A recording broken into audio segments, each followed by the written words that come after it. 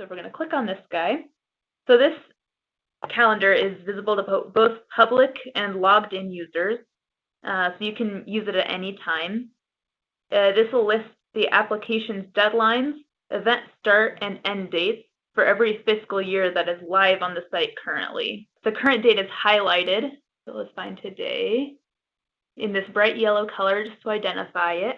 And here at the top, we can filter by, or you can search by different months and years.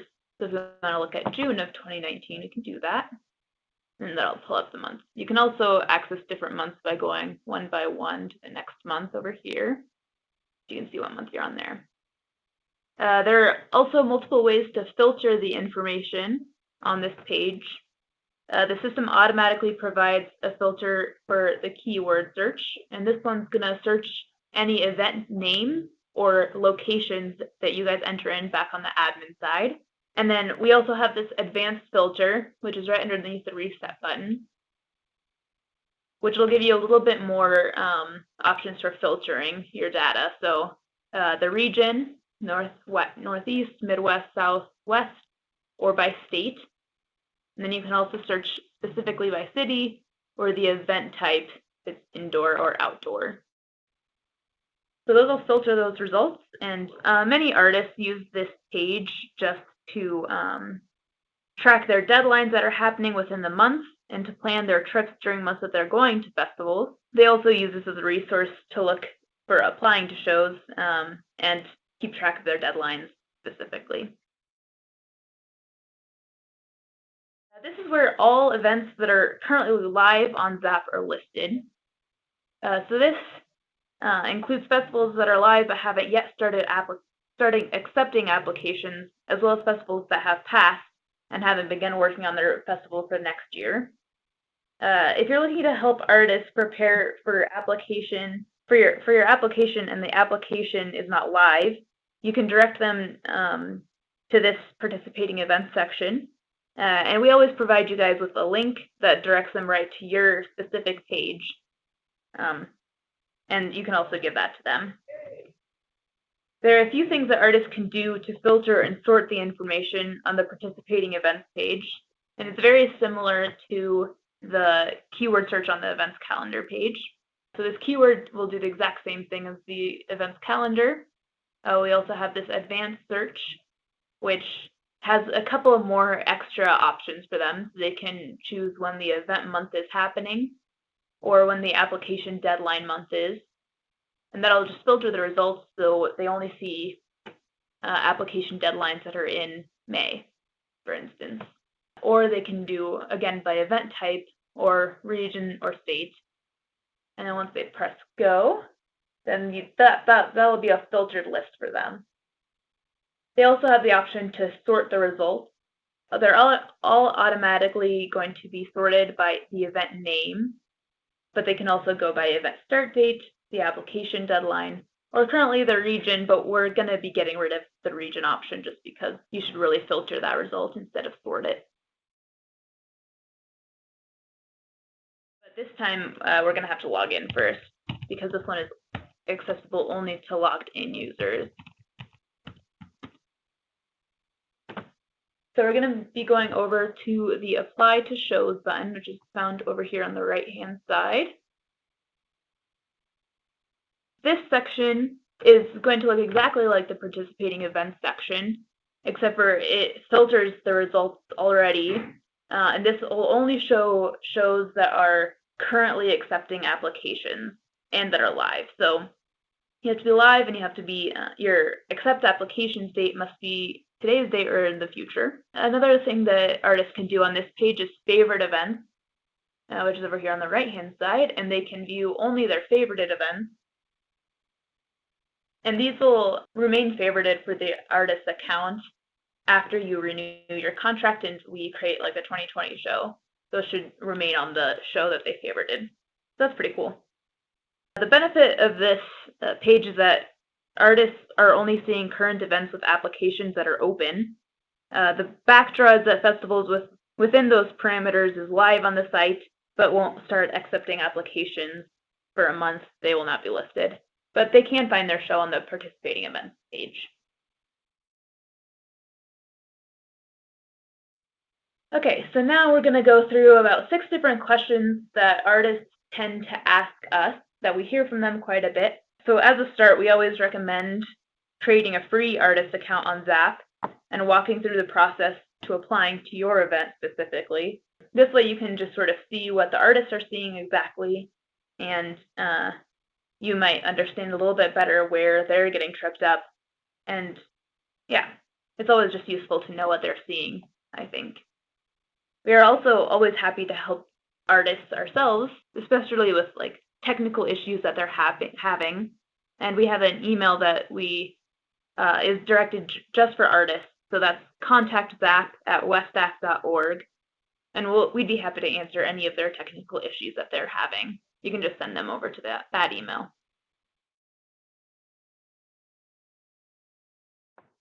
Okay, so the first question that we're going to go over is an artist that can't find or apply to the show on ZAPP.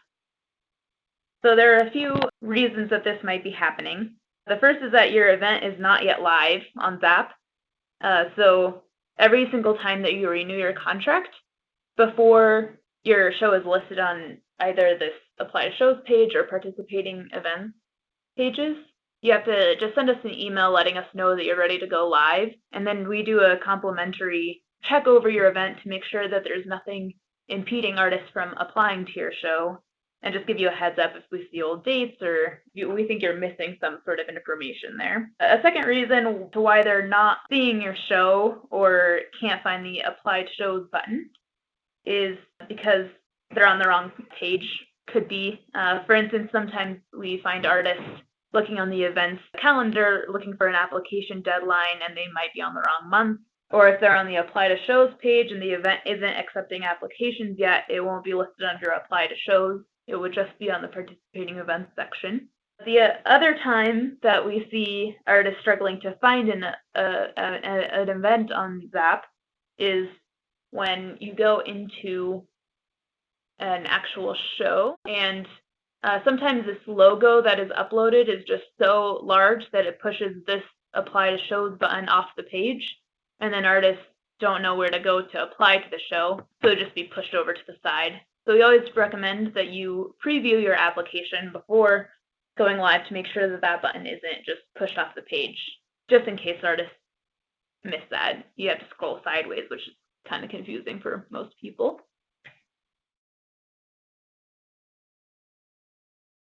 All right, so moving on to the next question that we get pretty frequently, an artist that can't register or upload images on ZAPP. So every once in a while, administrators run into issues where artists struggle to apply through ZAPP because they have issues registering or uploading images. These questions, when you get them, are best to pass along to us, because then we can help them with the specific image requirements that they need to have their images in. And so you can just send that over to our artist help email, which is, again, zapphelp@westaff.org.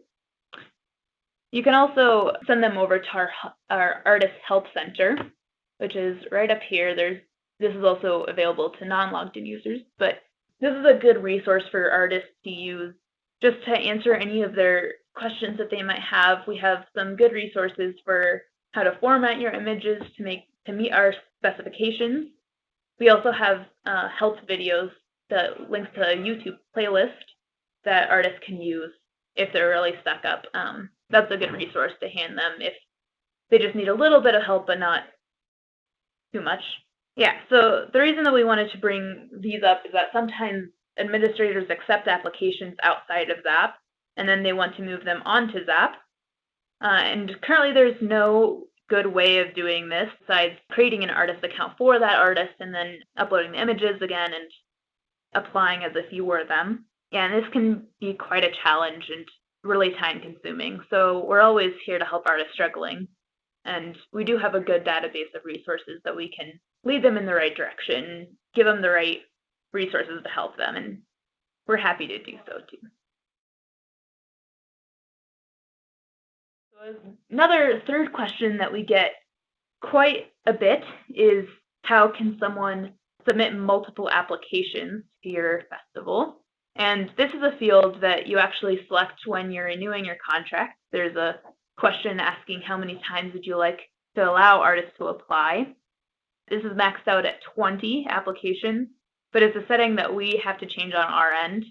So if you want to accept more applications than you currently do, you can send us an email at zaphelp@weststaff.org, and we can get that set up for you. You can check how many applications you currently are accepting by going over to, you can find your event either, you can go on the preview page of the admin side, or you can go on the artist side too, and just look under this requirements section. It'll just list how many applications you are allowed to submit for the show. So this show can submit 2 applications.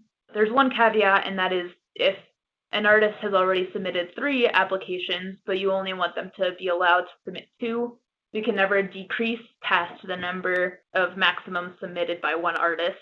You can only increase it. So if you get caught up on that, you can just either manage those applications in a different way outside of doing that process. So if you have specific rules for managing multiple applications, for instance, if you only want to allow 1 application per medium category, just make sure that you're entering this information into the event information page somewhere, generally in like the general information section, so that artists know exactly what is allowed by them, and so they don't submit 1 or 2 applications for 1 medium category. And if you're curious as to if artists are actually following those rules, you can download one of our reports and find duplicates. The best way to do that currently is by downloading the Excel file and finding duplicates. So artists currently cannot modify any applications after they have submitted their application, but you can allow them to do so, and that is by moving their application into the incomplete status or the exception status. So that's this one and this one. So once they are moved into one of those statuses, they'll have access to make any edits that they need to make on their application and save those changes again without having to pay again for their application. They can just modify it and resubmit it for your review. This is a good resource for you guys to use if you see an issue with an artist application. You can just shoot them an email and let them know that they need to make a change to their application and then allow them to do so before your deadline. So the difference between the incomplete and the exception status is that the incomplete status you'll want to use before your application deadline hits. And so that will restrict artists from submitting the application again after your deadline hits. So if you want to keep a strict schedule, you want to put them in there, and then if your deadline hits, you can be pretty strict about that and saying you missed the deadline now. And the exception status is for if anyone who, after your deadline hits, you want to make an exception for them and let them edit something on their application, you can allow them to do that through the exception status. So incomplete is before your deadline, and exception is after your deadline. Okay, so the 5th question that we get pretty frequently is an artist who can't see a booth product. This one has several different settings that we typically check when an artist says this to us. So the first one is in the jury tab. So we're going to go up here to the jury administration. And artists in the invited, accepted, exempt, and confirmed statuses can buy booth products or any other products if the jury is in progress. So that's this status right here. No products at all can be bought if this hide current artist status is set to yes. While you can choose to keep your jury set to in progress for a variety of different reasons. We recently did have some feedback that artists found this to be really confusing. For some, the setting causes them to lose the chance to buy a double booth. For the best results when you're ready to sell booths, you should change this current jury status to complete and the hide current artist status to no. Then you're going to want to make sure you save those settings. The second place that we typically see when an artist can't buy a booth is the accept invitation and purchase deadline. So that guy is found in the Management tab, in your Event Editor, and under the Event Information tab. we're going to go to this date section, and that's this guy right here. So the accept invitation and purchase deadline. So as long as this date is today or in the future, which right now it's in the future, artists will be able to purchase any booth products. The only exception here is within the product editor. So that's fourth tab, and that's this override purchase deadline checkbox. And so this will override that purchase deadline that we just talked about and allow artists to buy that specific product until the last day of your event. If you are accepting a group of waitlisted artists and need them to buy booth products, you'll need to change this date for them. So that was this date again. And that's actually the time that we most see an issue with this, is when you're inviting people off your wait list and they don't have access to booths. It's typically going to be this accept invitation and purchase deadline. You just miss updating it or something. The final thing that can prevent artists from seeing a booth or a product is this active checkbox right over here. So you can deactivate different products. So if something is full, you might want to deactivate it so artists don't see it anymore. But if you are intending artists to see those products, make sure that you have that checkbox active. I also just wanted to mention that typically artists tend to assume that booth products are going to be available to them in the ZAPP shop once they're invited to the festival. So we often hear that artists worry that there's a glitch in the system or something if they see booths for other shows and they don't see your booth. So the ZAPP shop works as they see any product that's available to them currently. And so if they see like a booth product for something that they've already bought in the booth for, but they're not seeing your show, they sort of get concerned and tend to worry about that. For our last frequently asked questions, we wanted to cover all the ways artists can get and view receipts to assure themselves that they have bought the product. When an artist purchases a product, they are brought to a receipts page where they can view and print their receipt. Every time they make a transaction, they are also sent an email with that receipt. If multiple products are bought within one transaction, the receipt will include each individual product, but will only be one receipt. If an artist reaches out to you because they are concerned they have not bought a product, and you can see that they have, you can direct them to go to their My Applications page and look up under the Payments Made column. There will be a product type within that section to verify their purchases for this specific show. And they'll also be able to click on this green link to view that specific receipt. This also shows the quantity and the amount of the purchase. And this is what the receipt page looks like. And they can also print this receipt if they would wish. And that's all that we have for you today for this webinar. Thanks for joining us, and I hope you guys have a great rest of your day.